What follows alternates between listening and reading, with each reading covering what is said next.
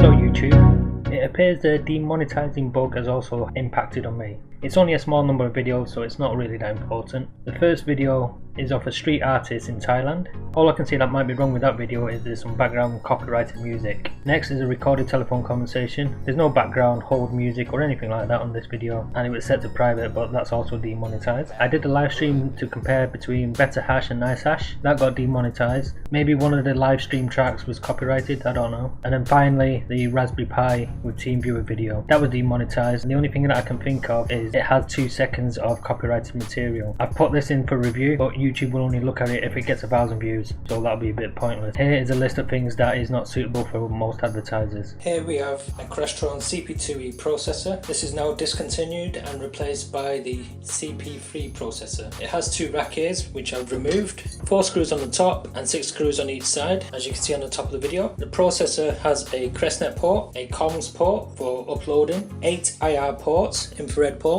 8 I/O ports, input-output ports, 8 relays, a network port, 3 COM ports, and at the end we have 24 volt DC at 2 amps. Which means I'm going to have to re-look at this power supply, which is rated at 24 volts at 1.25 amps. I don't think the processor uses 2 amps, but I'll have to measure that just to be safe. So the modification I'm going to do today is rewire the relays if possible. These relays are configured as normally opened, but what I want to do is wire them up as normally closed, just in case if there's an issue with the power, the output of the relays will be engaged all the time. So we have a lot of components inside and a few boards. There's no point in identifying what each one does, it will be too complicated. Underneath the daughter board are the relays, so I need access to these relays to rewire them to the relay outputs. It has 2 tiny Torx.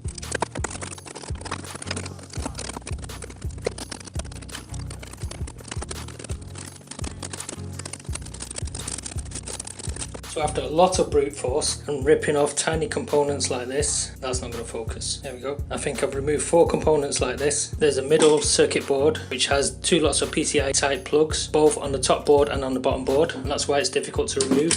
I've not fully removed it yet. It is detached from the bottom, and that's it out now. So the damaged components are these 3 here, plus this one here. I'm assuming RN stands for resistor network, maybe? So I'll have to check to see if that actually damages any of the I/O ports or if it's important to any of the other circuits. So I should test the I/O ports before. In fact, there's no I/O devices on here, so I should test this circuit board to see if it still works before I dismantle it any further.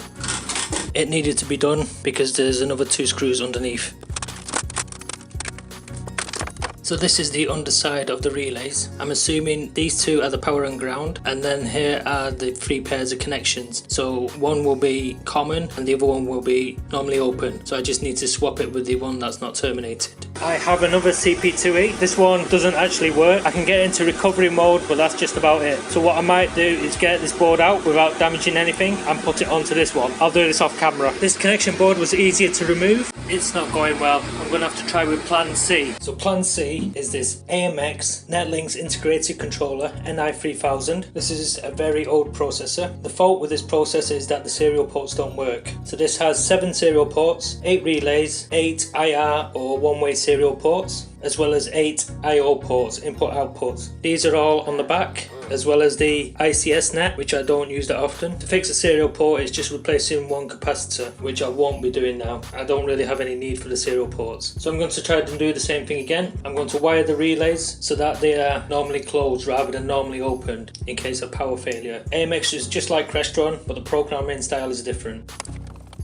The AMX processor is a lot different. The circuit board is smaller on the back, and then on the front it's just for the LEDs. There's a compact flash card on here. This is usually 32 megabyte and this contains the firmware as well as the source code. I think this is Linux based and there's about 2 or 3 Linux partitions on it. So these are the relays on the back. There are only 6 connections on these relays, so these are a one-way switch rather than 2-way switch. So I can't rewire these relays. I've only seen the serial ports go faulty, and it's one of these capacitors here that goes faulty. It might be this one or that one. It's actually this capacitor here labelled C155. I think on the NI30-100 it's the C206 capacitor. The AMX capacitor is 10 microfarads at 35 volts. The voltage can be higher, and these ones are 10 microfarad at 50 volts but with short leads. The ones with longer leads are 10 microfarad and either 16 volts or 25 volts. So these are no good. So I've got 3 here. I'll test them, make sure they are at the correct rating, and then I'll somehow solder them on with these tiny leads. I've just been measuring these capacitors with this cheap multimeter, and I get values between 6 or 6.5 on all 3 capacitors. The capacitors are rated at 10 microfarad at 50 volts. It'll be okay if one of them was out, but if all 3 are out, then it means that the multimeter is wrong. So I'm going to trust that these capacitors are okay. The relays are AZ954Y. I've just been talking about what I was going to do and I wasn't recording. So what I've done,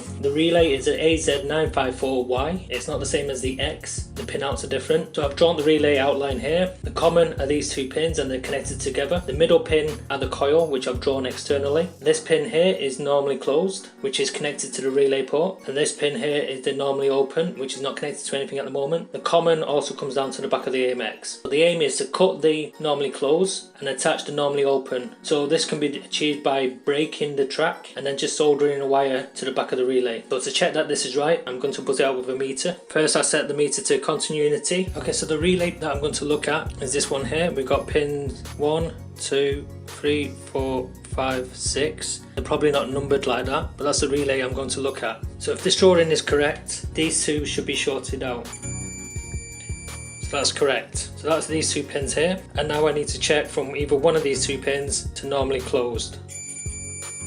And I got a connection there. And the one opposite is normally open, so I should not have a connection there. There's nothing there. So this common connection, these 2 common connections will be connected to either this one or this one. And it's the first one. And if I connect to normally closed and this one, it's that one.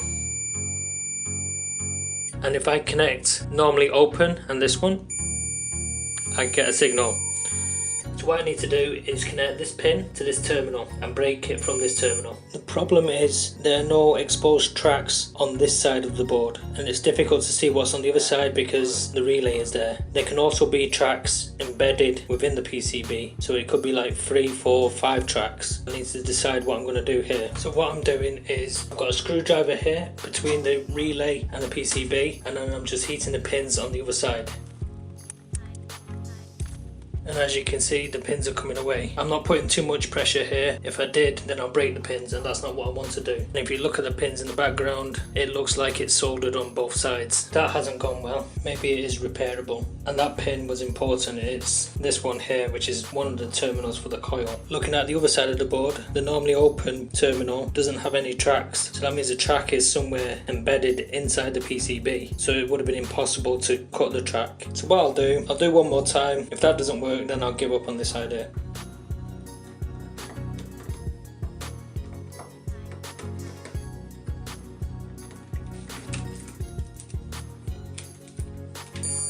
Which is the 3rd relay.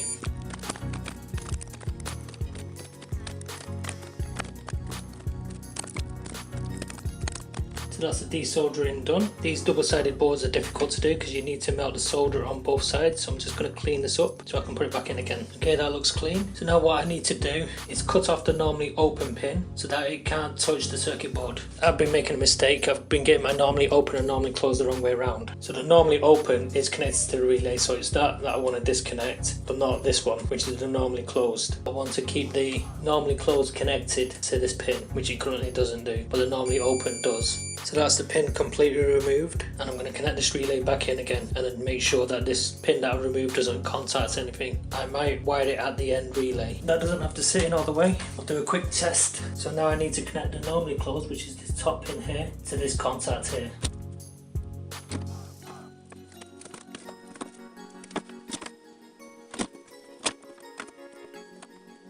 Now to give this a quick test. This should beep the moment I connect these 2 pins together.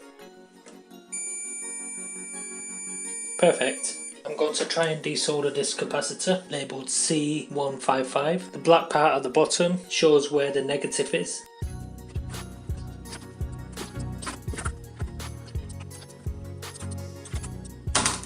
Okay, that came off, not that easy. So I'm just going to reflow the solder. That will make it easier to attach the capacitor. I will also add some solder onto the capacitor leads. So that's a replacement capacitor added. I'm just going to bend it down a little bit. It's not a clean soldering job, but it's made the contacts. Now the serial ports will work, or they should do. I already have a test program loaded up into this processor. Flashing red lights you see are the RS232 ports transmitting something. I think the word hello. On port 7 I've already shorted out pins 2 and 3 and I get a yellow light coming on, which means it's receiving something. So that looks good. I'll check in the software to see if it's actually doing that. But I have a problem with the relay. In the code I already have relay 8 switched on from a test program that I had running before, but I'm not getting any continuity. You can also use Wireshark to find out an IP address of an AMX processor. It's easy to tell because it uses port 1319. So here we can see its IP address is 192.168.1.200. If we have a look at the notifications, we can see that I'm sending the word hello on ports 1 to 7. The first number is 5001. That just means it's a device number. The 1 to 7 represents the COM port number, and the final one is the system number. So basically it is this processor because it's assigned to system 1. But what we can see here is a string from, on serial port 7, the word hello. And because I've shorted the transmit and receive together, whatever I send out I will receive back in. This is only on pin 7 because that's what I've shorted out. I've not shorted the others out. So that confirms that I have fixed the serial ports. I've now switched relay port 8 off and relay port 1 on using controller device. It's hard to hear the beeps. That's relay 1, but when you see a number 1 on the multimeter, that means there's no connection. If you see a 0, it means that there is a connection. And if I go to relay 8, there's also a connection, even though the light was off. So now if I switch on relay 8, there is no conductivity on port 8, but the light is switched on relay 8, which means I've reversed the function of this relay correctly. So if this processor dies, the relays are engaged on port 8, and that's my function that I wanted. If you've liked this video and found anything useful, leave a thumbs up. If you haven't done already, please subscribe and click on the bell for more notifications. And could you also like my Facebook page? And I'll see you next time.